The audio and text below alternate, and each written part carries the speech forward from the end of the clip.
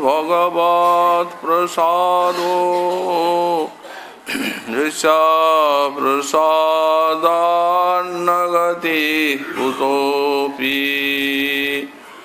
ध्यायुंस्तुवंस्तस्य यशस्त्रिसन्ध्यं वन्दे गुरो श्रीचरणारविन्दम्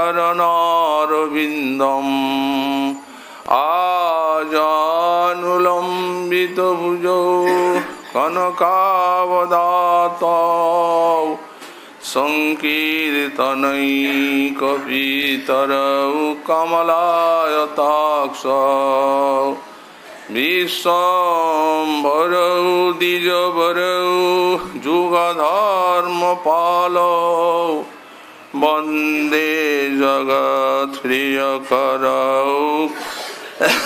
करुणावतारौ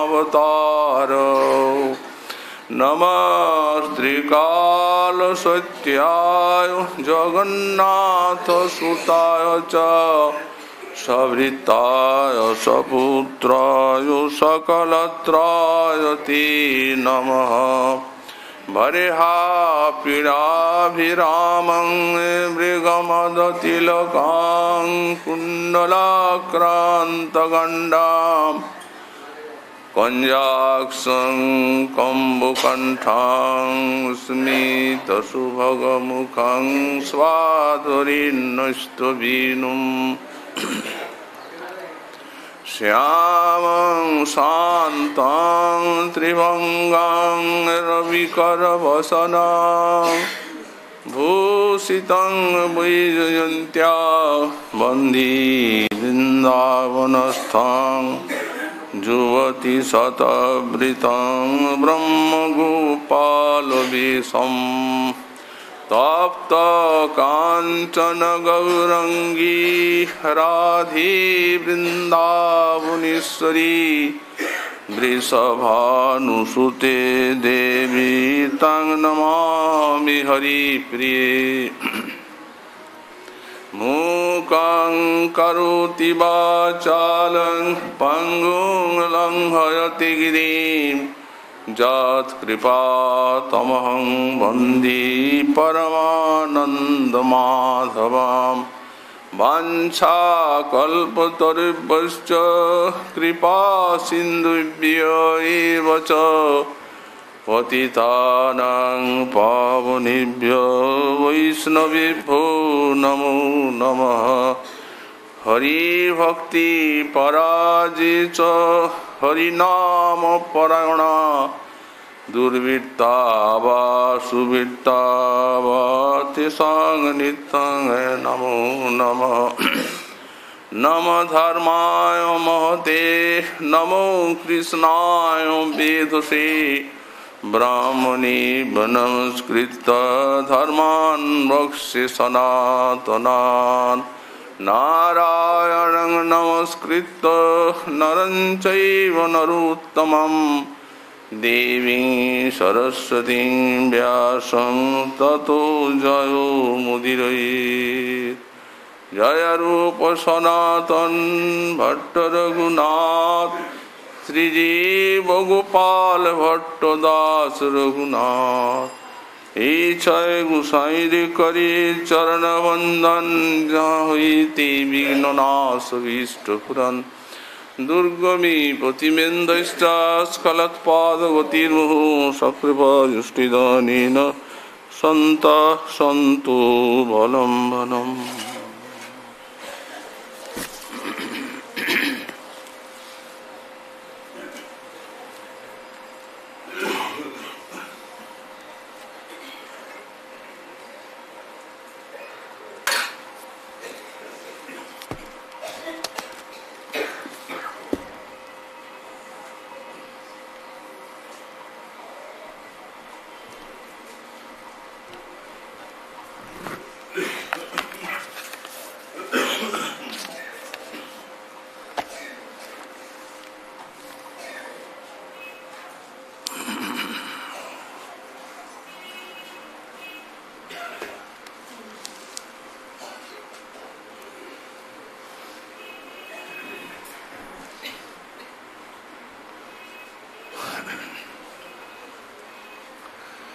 वृन्दाटव्यां नव नव रसानन्दपुञ्जे निकुञ्जे गुञ्जात भृङ्गी कुलमुखरिते मञ्जु मञ्जु प्रहासये अन्नन्यक्षेपण निचयन प्राप्त संगोपनाद्यै क्रीडा जियाद्रसिकमिथुनं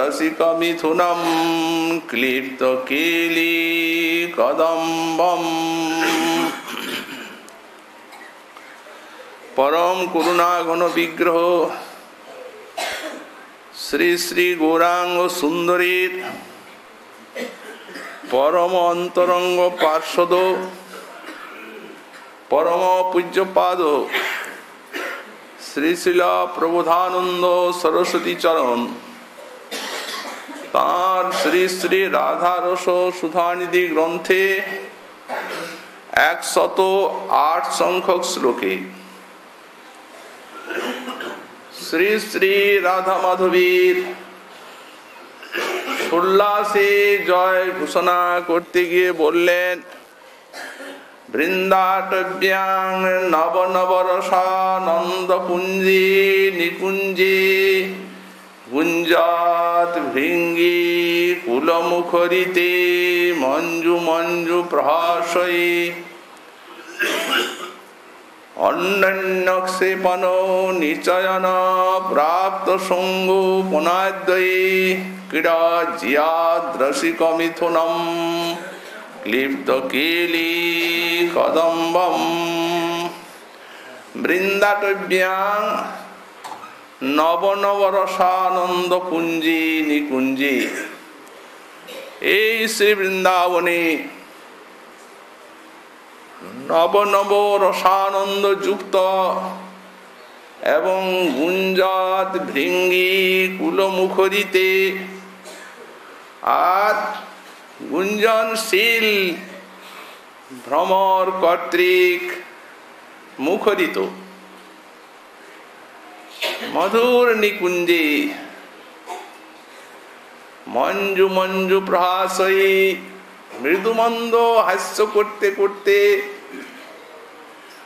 अन्नन्न क्षेपण निचयन प्राप्त संगोपनाद्यै श्री श्री राधा माधव कन्दुक क्रीड़ा करছেন ওই কন্দুক ক্ষেপণ করছেন আর একজন সেই কন্দুক ধারণ করছেন ক্ষেপণ করছেন আর প্রাপ্ত হচ্ছেন এবং প্রাপ্ত সঙ্গোপনাদ্যই রসের সঙ্গে একটি এই লুকোলুকি খেলা খেলছে একজন একজনকে খুঁজে বের করছেন আর নিজে লুকাচ্ছেন আবার একজন একজনকে খুঁজছে প্রাপ্ত সঙ্গোপনাদ্যই क्रीडा जियात रसिकमिथुनं क्लिप्तकेली कदम्बम्। केली कदम्बे मधुर निकुंज बने সেই মধুর ক্রীড়াশীল কেলিকলা কুশল শ্রী শ্রী রসিক মিথুন রাধা মাধব জিয়া তারা সর্বোৎকর্ষে বিরাজ করুন। শ্রীপাদ গোস্বামী চরণ এই শ্লোকে একটি মধুর লীলা স্ফূর্তি লাভ করেছেন। শ্রী শ্রী রাধা মাধবের রসক্রীড়া শ্রী বৃন্দাবনে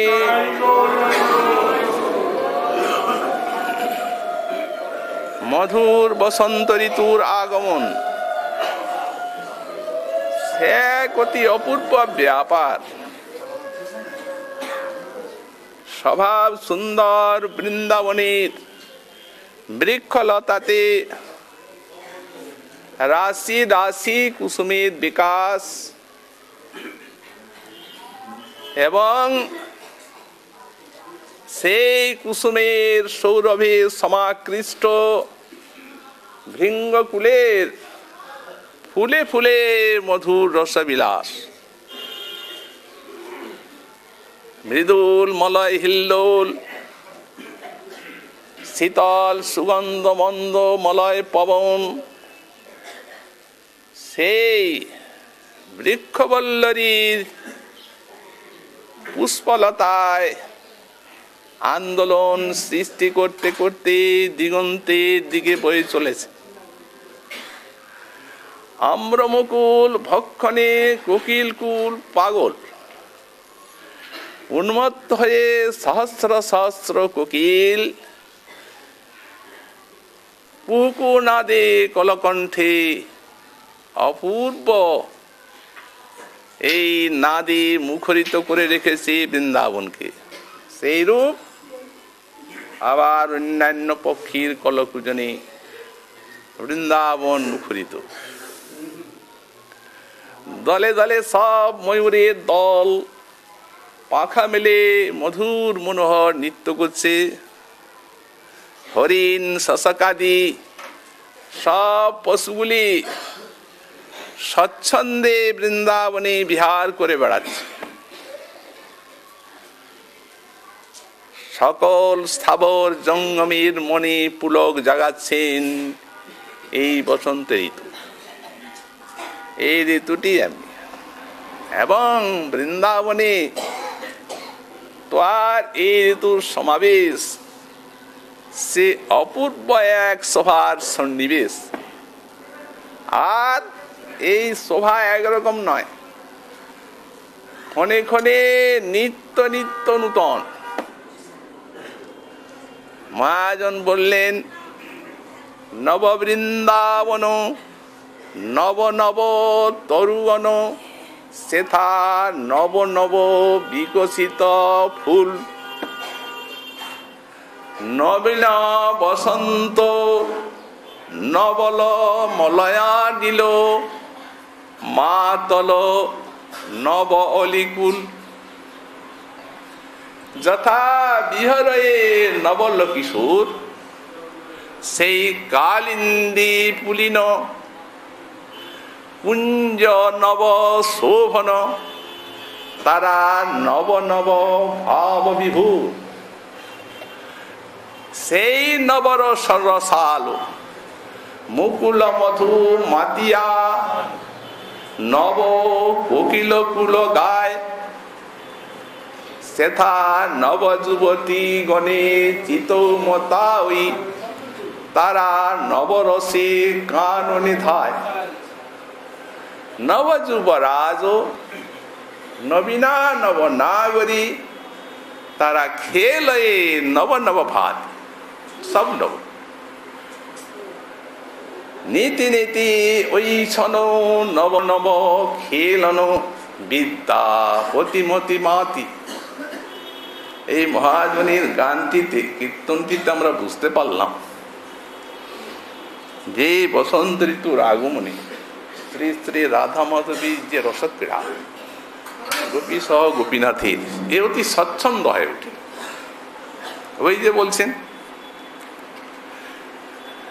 নবযুবতীগণ মত্ত হয়ে আর বনে ছুটেছে, আর খেল হয়ে নব নব ভাত। এইতে স্বচ্ছন্দ ক্রীড়া, এটি পরকীয় রসে কি সম্ভবপর? ভাবটি পরকীয়, এই সময় সম্ভবপর হয়, এই বসন্ত ঋতুতে। লীলা শক্তি একটি এমন অপূর্ব ব্যাপারে সন্নিবেশ করেন যাতে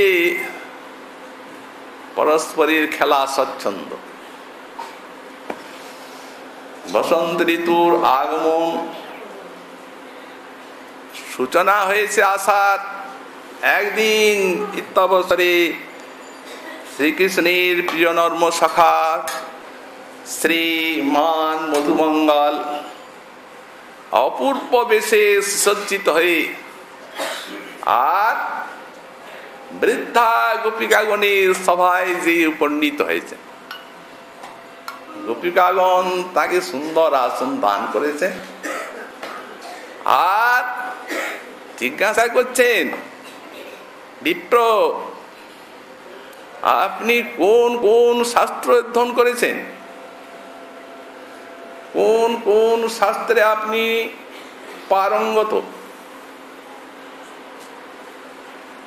হে পুরন্দরী সকল, আমি রসাল শাস্ত্র অধ্যয়ন করেছি, যাতে হৃদয়টা রসাল। দুটি, একটি হচ্ছে জ্যোতিষ আর একটি হচ্ছে আগম শাস্ত্র। অন্যগুলিতে হৃদয়টা নিরস হয়ে যায়, আমি ওগুলা পড়িনি। হে বিপ্র, আপনি যে শাস্ত্র দুটি অধ্যয়ন করেছেন, এই শাস্ত্র দুটিতে আজ আমাদের দরকার। ভাগ্যক্রমে আপনাকে নির্জন নিরালায় পেয়ে গেছি। আপনার যে জ্যোতিষ শাস্ত্র আমাদের খুব কাজে লাগবে। তো কৃপা করে আপনি আমাদের মনের সন্দেহ দূর করুন। হ্যাঁ গোপবৃদ্ধাগণ, এই যে জ্যোতিষ শাস্ত্র, এতে আমি ভূত ভবিষ্যৎ বর্তমান আমার হস্তদলগত, যা বলবেন বলে দেব। তবে হ্যাঁ কি আপনাকে প্রচুর দক্ষিণা দেব, রসাল রসাল সব লড্ডু ভোজন করাবো। সকলেই জানেন ভোজন প্রিয়, আর প্রচুর দক্ষিণা। দেখেন, পয়সায় আমার লোভ নেই, একটা জিনিসে আমার লোভ আছে, সেটি কি? আমাকে গাভী দক্ষিণা দিতে। আমার গাভী তো লোভ নেই, তবে হ্যাঁ এই জন্য চাচ্ছি, আমি এখন তো আরম্ভ করেছি আমার বিদ্যা, ওটার প্রচার ব্রজমণ্ডলে চাই। তাই যখন গাভী নিয়ে যাব, তখন লোকে জিজ্ঞাসা করবে, পণ্ডিতজি গাভী আপনাকে কেউ দান করলো নাকি? বলে, আরে দান করার জন্য কার গাভী সস্তা হয়ে গেছে। আমার জ্যোতিষী বিদ্যার পারদর্শিতায় সাফল্যে এগুলি ব্রজবাসী দান করেছেন নাকি? এমনি দেন নাই, তাহলে প্রচার হবে আমার, বুঝলেন তো? সোল্লাসে গোপীগণ বলছেন, আরে কি বলেন বিপ্র আপনি, ধেনু আমাদের রেণু, হাজারও দিয়ে দিব, রেণুর জন্য আপনার কোনো চিন্তা নেই, যদি আপনি আমাদের গণনা ঠিক ঠিক করতে পারেন, একদম সঠিক। বলুন কি আপনাদের অন্তরের প্রশ্ন, কি দুঃখ আপনাদের? দেখুন, এই বৃন্দাবনে আমাদের সম্পদের কোনো অভাব নেই, সব দিক দিয়ে আমরা পূর্ণ। অর্থ সম্পদ, গো সম্পদ, কেবল একটা মনোপীড়া আমাদের অন্তরকে ভীষণ দুঃখ দিচ্ছে। এই সেইটিরই আজ গোপনে আপনার কাছে আমরা উপায় জিজ্ঞাসা করে নেব। দেখুন, একটা কথা বলে রাখি, আমি কৃষ্ণের সখা, জানেন তো, অবশ্যই একটু আধটু জানেন। আপনাদের যে সেবা করছি সেটা যদি ও শুনতে পায় আর আমাকে সখা রাখবেন।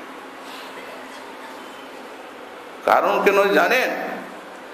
আমি ঘটনাটা সত্য কিনা জানি না, তবে হ্যাঁ, আপনারা নাকি আমার সখার প্রতি একটু মাৎসর্য রাখেন। আপনারা জানেন, আমি জানি, শুনি, তাই বলছি। দেখুন, এটা ঘরের ব্যাপার বিপ্র, এটা আমাদের গর্বের ব্যাপার। এটা কি বলার কথা? আজ আপনি এই জ্যোতিষ শাস্ত্রে পারঙ্গত হয়ে এসেছেন, তাই আপনাকে বলছি। গুণাক্ষরে প্রকাশিত হবে না। আপনি নিঃসংকোচে আপনি আমাদের উপায় করে দিন। বললেন, বলুন, যান, আগে একটা ফল নিয়ে আসুন। ফল নিয়ে এলো গোপী। ফলটি ঘুরিয়ে ঘুরিয়ে গম্ভীর ভাবে চিন্তা করছে। চিন্তা করতে করতে অনেকক্ষণ মৃদুমন্দ হাসছে। বুঝলাম। দেখুন পুরন্দ্রীগণ, এই দুটি কারণ দেখতে পাচ্ছি। একটি কারণ লৌকিক আর একটি কারণ অলৌকিক। লৌকিকটি আগে বলি। হ্যাঁ, বলুন। এই লৌকিকটি হচ্ছে আপনাদের সন্তানদের সঙ্গে আপনাদের বধূর কোনো মিল নাই, আছে? প্রথমে জিজ্ঞাসা করলেন আমাদের বধূগণের এই পতিবৈরস্যের কারণ কি। পতিকে তারা দেখতে পারে না, পতির দিকে তাকায় না, পতির সঙ্গে কথা বলে না, বধির অন্ধের মতো জড় হয়ে বসে থাকে। কিন্তু এত রূপ যেন সদ্য কমল ফুল ফুটে আছে। এর কারণ কি? তখন গম্ভীর ভাবে বলছেন, ওই দুটি কারণ, একটা লৌকিক, একটা অলৌকিক। এই লৌকিকটি হচ্ছে আপনাদের বধূদের, আপনাদের সন্তানদের সঙ্গে কোনো মিল নাই। আপনাদের সন্তানেরা কুরূপ আর এরা পরম স্বরূপা। আপনাদের সন্তানেরা গুণহীন আর এরা মহাগুণ সম্পন্ন। এই লৌকিক কারণ মেল না হওয়ার। আর অলৌকিক কারণ হচ্ছে এদের পিছনে এক বিরাট শক্তিশালিনী যোগিনী আছে। ওই যোগিনী এদের পিছনে লেগে গেছে। বুঝতে পারলেন তো? সেই যোগিনীর শক্তি অতি অলৌকিক। সে সূর্যকে পর্যন্ত বিদীর্ণ করতে পারে। তো সেই যে যোগিনীর জন্য এদের এই প্রকারে বৈরস্য দেখতে পাচ্ছেন আপনারা। দেখুন, এই সাধারণ এই আপনাদের বধূ নয়, এরা কমলা স্বরূপিণী। এদিকে আপনারা বধূ মনে করবেন না। আর বিদ্বেষ তো রাখবেনই না, পরম শ্রদ্ধা এদের প্রতি আপনারা পোষণ করবেন। যদি সন্তানের আউ চান, গো সমৃদ্ধি চান, ধন সম্পদ চান, তা আর ছেলেদের ভালো করে বুঝিয়ে নিষেধ করে দেবেন, ওরা যেন এদিকে বধূ কখনো মনে করে না। আর স্পর্শ তো করতে যাই না, যেন কৃষ্ণবধূ কাল সর্পিণীকে স্পর্শ করলে যেন মৃত্যু অনিবার্য, তেমনি মরে যাবে ওরা। শোয় না যেন এদের ভক্তি রাখবেন, আপনারাও রাখবেন, ওরাও রাখবেন। তাহলে আপনাদের কোনো সম্পদের অভাব নেই। এই যে একটি বললেন না যে আমাদের কোনো অভাব নেই, এদের জন্য কমলা স্বরূপিণী এরা। তো সুতরাং সাবধান আপনাদের করে দিলাম।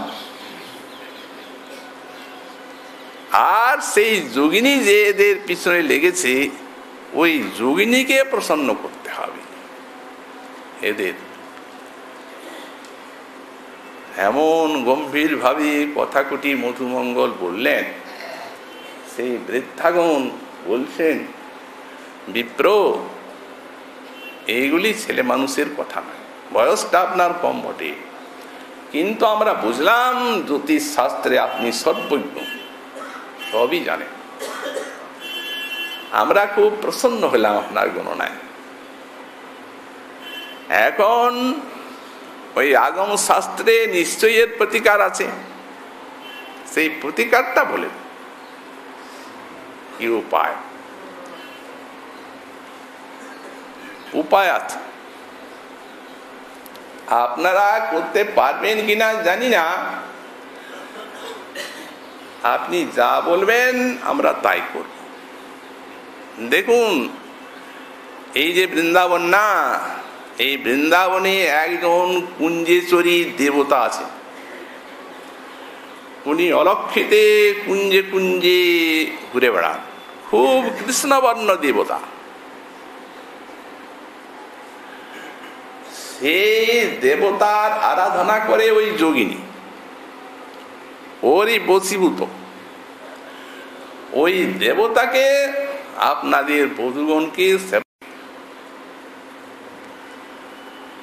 পারবেন?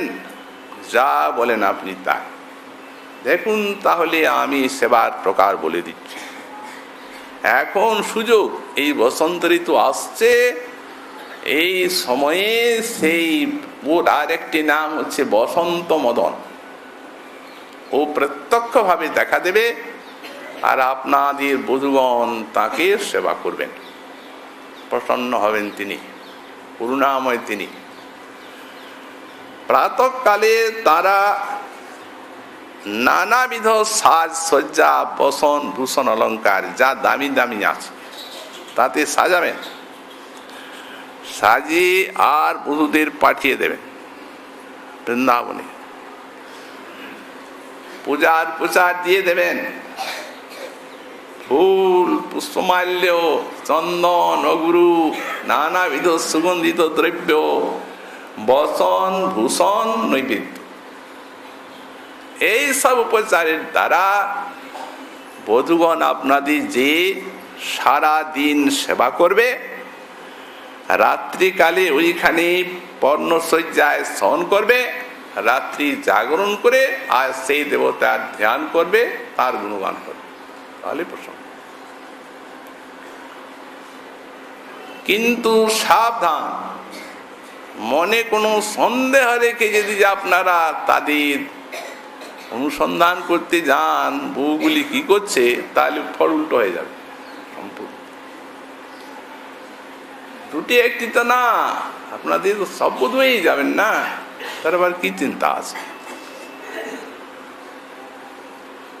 ভিন্ন ভিন্ন ফল, এই জন্য বলছি প্রাতঃকালীন পূজায় হবে সর্বধর্ম সঞ্চয়, মধ্যাহ্নকালীন পুজোতে তাদের সর্বসিদ্ধি করতলগত হবে, আর রাত্রি পুজোতে তাদের নিখিল উৎসব দায়নী হবে। এ রাত্রির পূজাটা সুতরাং এটি আপনাদের করতে হবে, তাহলে যোগিনী ছেড়ে দেবে এবং দেখবেন ওদের সম্পূর্ণ স্বভাবের পরিবর্তন এসে গেছে। হে আর্য, তাই করব আপনি যা বলছেন, কিন্তু পূজার বিধিটা বলে দিন। পূজার কি বিধি? হ্যাঁ বলে দেব, মন্ত্র আছে, এমনি নয়, সেই দেবতার আরাধনার মন্ত্র, অষ্টাদশাক্ষর মহামন্ত্রে এই দেবতার আরাধনা হয়। মনে করে রাখুন, লিখে রাখুন, বৌদের শিখিয়ে দিবেন। ওম অচিন্ত মহসে রসাত্মনি স্বাহা। অচিন্ত জ্যোতি রসাত্মন এই দেবতা, সব পুজোর প্রকার ট্রকার বলে দিলেন, বলে দিয়ে তারপরে যথাযোগ্য তাদের সেবা আরাধনা ইত্যাদি দান টান গাভি টাভি নিয়ে মধুমঙ্গল নিজের কাজ করে চলে। সেই থেকে এদের যে বৃন্দাবনের গমনাগমনটা নির্বাধ হয়ে উঠল। কবি কর্ণপুরীর আনন্দ বৃন্দাবন চম্পু অপূর্ব পরিপাটির সঙ্গে পরিবেশন। সুতরাং বধূরা এরূপ সেবা করবে।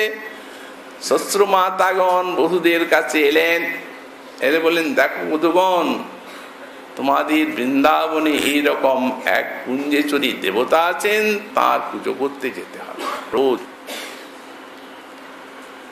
বধূগণ তো একেবারে ভয় অস্থির, মনে করছেন বোধহয় পরীক্ষা করছে এরা, আমাদের পাঠিয়ে দিয়ে বোধহয় এরা আমাদেরকে ধরবে, এই জন্য খুব করে আছে। তখন শ্বশ্রুমাতাগণ বলছেন, বধূগণ চিন্তা করছো কেন? তোমাদের এই যে প্রতি বৈরস্য আছে এটা নাশ হবে। সব মধুমঙ্গলের ঘটনাটা বলে দিলেন। তখন বধূগণের আনন্দের আর সীমা নাই। শত্রুমাতার কাছে ব্যাপারটা শুনে সেই কুসুমা সব মধুমঙ্গল সখা, প্রিয় নর্ম সখা এসে আমাদের কৃষ্ণের সঙ্গে মিলনটি বসন্ত ঋতুতে অবাধ করে দিল। আনন্দে উৎফুল্লা হয়ে আর বলছেন, শত্রুমাতাগণ আপনাদের চরণে শত শত প্রণাম, আমাদের কল্যাণ কামনা করেন। নিজের পতির মঙ্গল কোন বধূ না চায়, অর্থাৎ সেই কৃষ্ণের সেবা। আপনাদের আজ্ঞা অক্ষরে অক্ষরে আমরা পালন করব। শ্বশুর মাতা মনে করছেন বিয়ের দিন থেকে এত ভালো কথা আমাদের সাথে বলে নাই, এই আজই প্রথম এই কথাগুলো বলছে। সুতরাং ধন্য ধন্য সেই পণ্ডিত জ্যোতিষী, পুজো না করতেই ফল। এইরকম কোনোদিন কথা বলেনি, মুখ তুলেই না, আমাদের সঙ্গে কথাই বলে না, বিদ্বেষ করে। তারা এত ভক্তি দেখালো, পরম উল্লাসে তারা বউকে সকালবেলা সাজিয়ে টাজিয়ে যা। এই জন্য নবযুবতী গণে চিত মতাই, তারা নবরসে কাননে ধায়। নবযুবরাজ ও নবীনা নবনাগরী খেলয়ে নব নব ভাতি, নীতি নীতি ওই ছন নব নব খেলন বিদ্যা প্রতিমতি মাতি।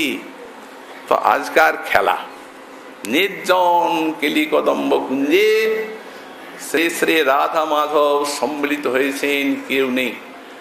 এই কিঙ্করী রূপে শ্রীপাদ সঙ্গে আছে, স্ফূর্তিতে দেখছেন।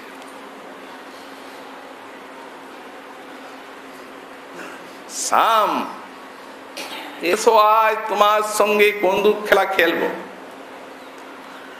বন্দুক নিয়েছেন, একটু দূরে দাঁড়াও, আমি ছুঁড়বো তুমি ধরবে, তুমি ছুঁড়বে আমি ধরবো, যে ধরতে না পারবে তার হাত, বুঝলে তো? ছোড়ো, তুমি ছোড়ো, নাও, যাও আর একটু দূরে যাও। শ্যাম সুন্দর ছুটছেন, রাধারানী ধরছেন। এরপর তুমি ধরো, আমি ছুটছি। ছুড়েছেন বন্দুক, চুড়ির হাতের তো সৌন্দর্য, আর সেই চুড়ির এমন মনোহর ঝঙ্কার, ধরতে পারলেন না গোবিন্দ, বন্দুক পড়ে গেল। রাধারানী উচ্চস্বরে আসছেন, হাল্লে হাল্লে হাল্লে। গোবিন্দ বলছেন, তো একবার খেলা তো দেখো, শেষ পর্যন্ত কার কত গোল হয়, তবে তো আর। আচ্ছা ছোড়ো তুমি। আবার গোবিন্দ ছুড়েছেন, ধরেছেন। রাধারানী ঠিকই ধরছে। আবার এমন অদ্ভুত কৌশলে রাধারানী ছুটলেন, পার্শ্বদেশের সভাতে গোবিন্দ বিমোহিত, ধরতে পারলেন না। হাততালি দিয়ে উচ্চস্বরে হাসছে। হারলে হারলে হারুয়া হারুয়া মন্দ মন্দ প্রহাসই, মন্দ মন্দ হাসছেন, মঞ্জু মঞ্জু প্রহাসই। রাধারানী এই বারবার হাসতে বলে মৃদু মৃদু হাসছেন, বলছেন দেখো শ্যাম, এই খেলা তোমার দ্বারা হবে না, তুমি এই খেলাতে অভ্যস্ত নও, তুমি পারবে না। তুমি যেটা পারবে সেই রকম একটা খেলা বলবো, নূতন খেলা। সেটি হচ্ছে প্রাপ্ত সঙ্গ পুনাদ্বয়ী, সেটি হচ্ছে লুকোলুকি খেলা। তুমি যাও লুকাও, দেখবে আমি তোমায় খুঁজে বের করবই। আর আমি যদি লুকাই, আমার সখী মঞ্জরীর সাহায্য ছাড়া তুমি কিছুতেই খুঁজতে পারবে না। আচ্ছা দেখি পারি কি না পারি, কে আগে লুকাবে? রাধারানী বলছেন তুমি লুকাও দেখি, আমি আগে খুঁজি। গোবিন্দ লুকিয়ে গেলেন। চতুর্থ এই জন্য লুকিয়েছেন তমাল বনের ভিতরে, তমাল বৃক্ষের সঙ্গে মিলে আছেন যেন। রাধারানী খুঁজতে যাচ্ছে, খুঁজে খুঁজে বেড়াচ্ছে। রাধারানীর কৃষ্ণকে অন্বেষণ করার যে কৌতুক কায়দা, সে অপূর্ব। কিঙ্করীর সঙ্গে আছেন, বলছেন অরে দেখ, এই যদ বিকলিত মরন্দং বর্ততে সাক্ষী বৃন্দম, এইদিকে সেই মোহিনী বিদ্যা যায়নি কেন? এই দেখ বৃক্ষগুলির থেকে মকরন্দ পড়ছে। মোহিনী বিদ্যা গেলে এই বৃক্ষের থেকে মকরন্দ পড়তে পারত না, স্তম্ভিত। মিলতি চ যৎ লব্ধ মঘূর্ণা খগালি, আর তার ওই যে পক্ষীগুলা আছে সেগুলা ঘূর্ণিত হচ্ছে না, সেগুলা স্বাভাবিকভাবে বিচরণ করছে বৃক্ষের শাখায়। অতএব সেই মোহিনী বিদ্যা এদিকে যায়নি, চল অন্যদিকে দেখি। অন্যদিকে গেছেন, তমাল বনের নিকট যেমনি পৌঁছেছেন, ওরে এই দিকে গেছে। এই যে বিঘূর্ণিত হচ্ছে সব, এই ভ্রমরগুলো পুষ্পের মধুপান করতে পারছে না, খালি ঘুরছে। এই দেখ ওই সুখটা, মুখের কাছে আছে দারিম্ব ফল, কিন্তু খাচ্ছে না। ওই দেখ হরিণীগুলি, কি সুন্দর কচি পাতা আছে মুখের সামনে, কিন্তু খেতে পাচ্ছে না। হতে মোহিনী বিদ্যা এই দিকেই গেছে, ঠিকই ধরবো চল। ঢুকেছেন তমাল বনে, ঢুকে রাধারানীর ভ্রান্তি। তমাল তরু দর্শনে কৃষ্ণ ভ্রম, মোর ভ্রমে রহে তমালেরই করি কোলে, কৃষ্ণ দর্শন পাইনু জীবন সফলে। হতে এখানে তো সব তার কাছে সমর্থন কৃষ্ণ। তমাল বলে কি করে বের করবেন খুঁজে? কৃষ্ণময়ী, কৃষ্ণ যার অন্তরে বাহিরে। আর তারপরে উদ্দীপন তমাল তরু, ভারী উদ্দীপন। কৃষ্ণ দাঁড়িয়ে আছেন তমালের শাখায়, উনি তমালের বৃক্ষের আড়ালে। ওইদিকে রাধারানী কিঙ্করীর সঙ্গে যাচ্ছে। কিঙ্করী দেখেছে, বলেন উনি আর দেখতেই পেলেন না রাধারানী। সন্ধানী দৃষ্টি নিয়ে আর যাচ্ছেন। গোবিন্দ মনে মনে চিন্তা করছে, পারলো না, বের হয়ে গেল, যাক জিতলাম। মৃদু মৃদু হাসছেন, মঞ্জু মঞ্জু প্রহাসই। কিঙ্করীকে ইঙ্গিত করছে, ওকে বলবে না। চলে গেলেন রাধারানী। মজা দেখছেন, কিঙ্করী রসের সাগরে ভাসছেন এই যুগলের মজা দেখে। ওরে ওই দিকের থেকে ভ্রমরগুলো এইদিকে ছুটছে কেন এত? গুঞ্জাত ভৃঙ্গি কুলমুখরিতে, বোধ হয় সেই ওরই অঙ্গ সৌরভে ছুটছে। এই ভৃঙ্গিগুলিকে অনুসরণ করলে ওকে পাব। তখন ভৃঙ্গিগুলিকে অনুসরণ করছেন, আর ঠিক ধরেছে,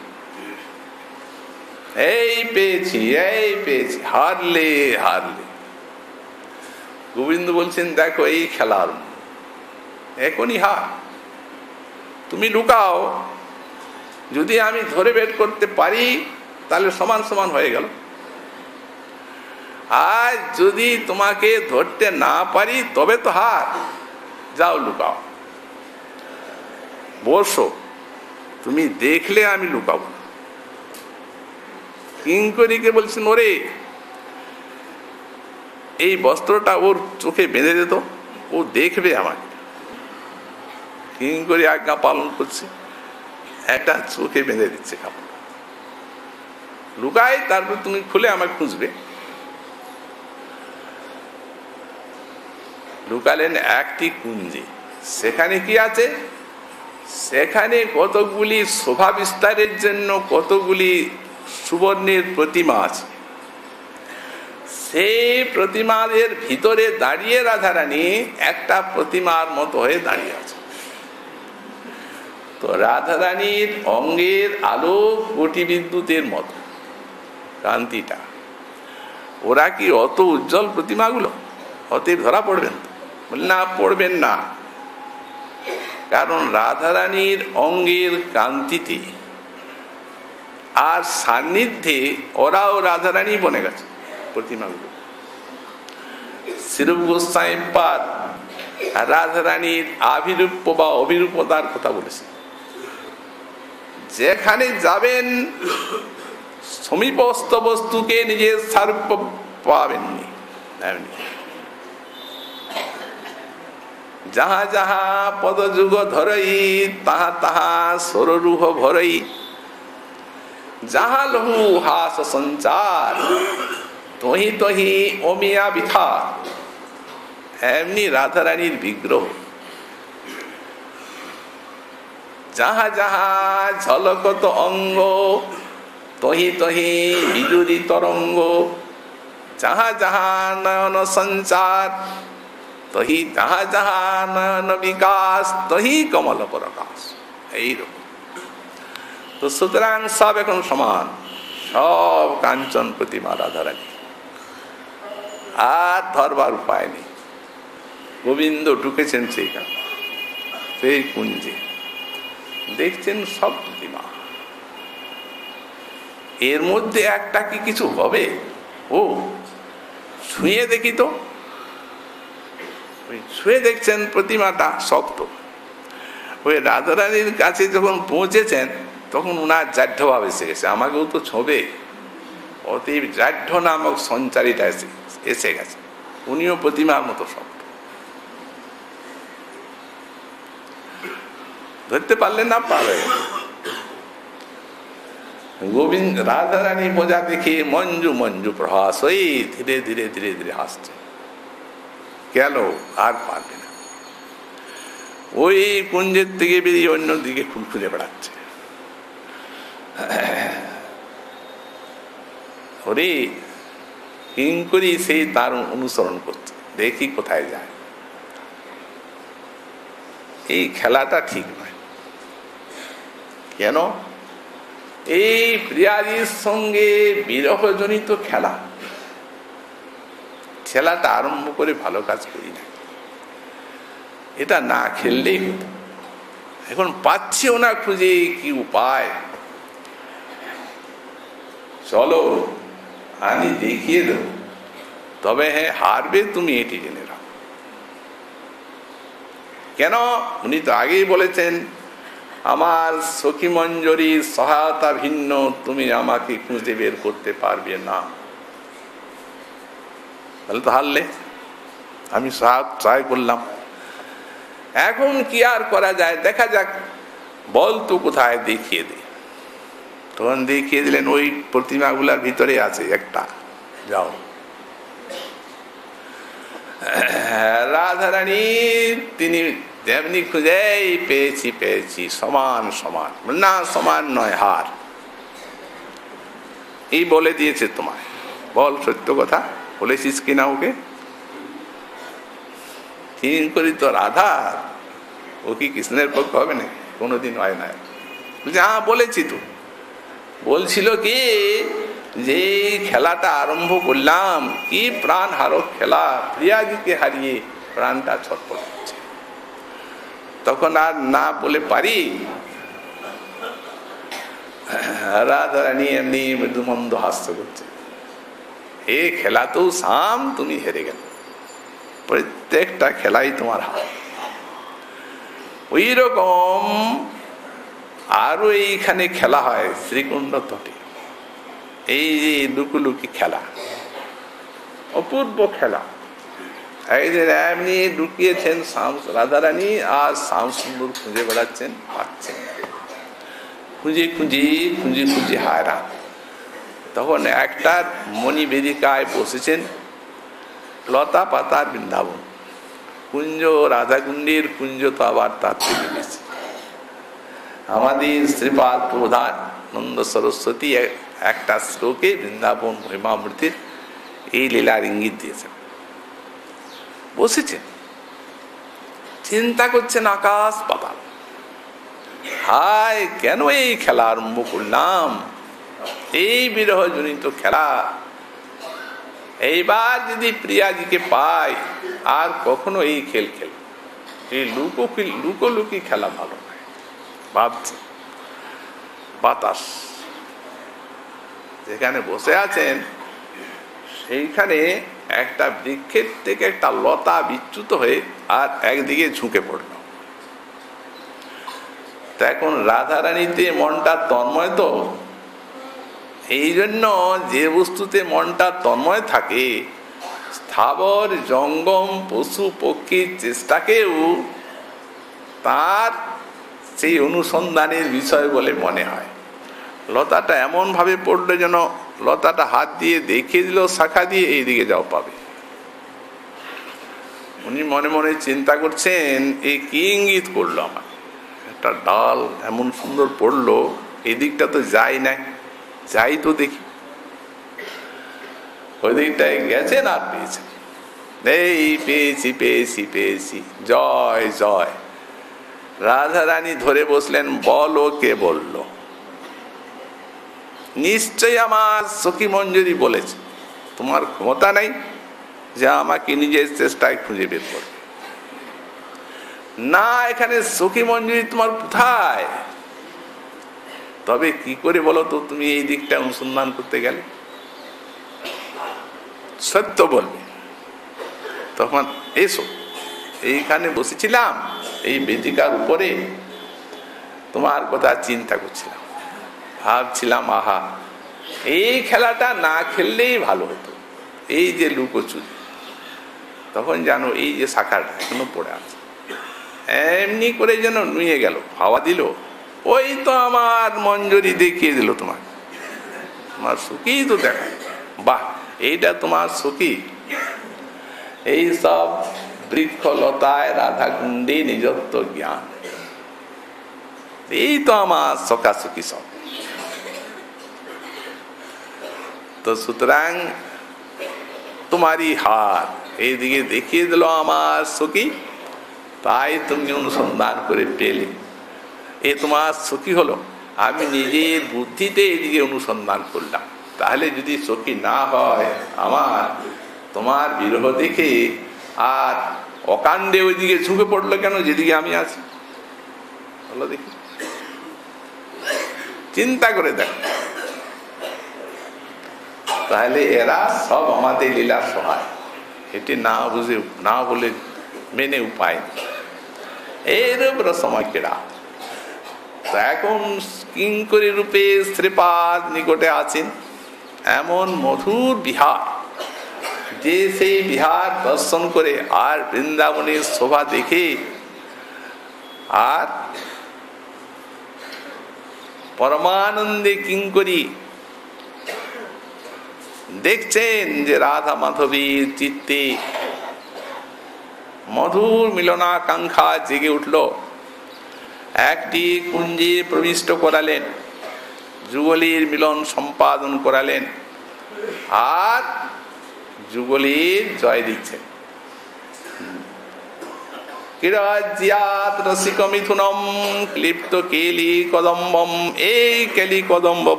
সেই অপূর্ব মোহন ক্রীড়ারসিক শ্রী শ্রী রাধা মাধব জয়যুক্ত হন। এই প্রকারে জয় দিচ্ছেন কিঙ্করী। আবার পরবর্তী শ্লোকে শ্রী রাধা মাধুর্যের স্ফূর্তি, পরবর্তী শ্লোকে তার আস্বাদন। শ্রীমন মহাপ্রভুর কৃপা হলে আগামীকাল আবার আমরা আস্বাদন করব। আজকে আমাদের রাধার সুধায় কথার এখানে বিশ্রাম।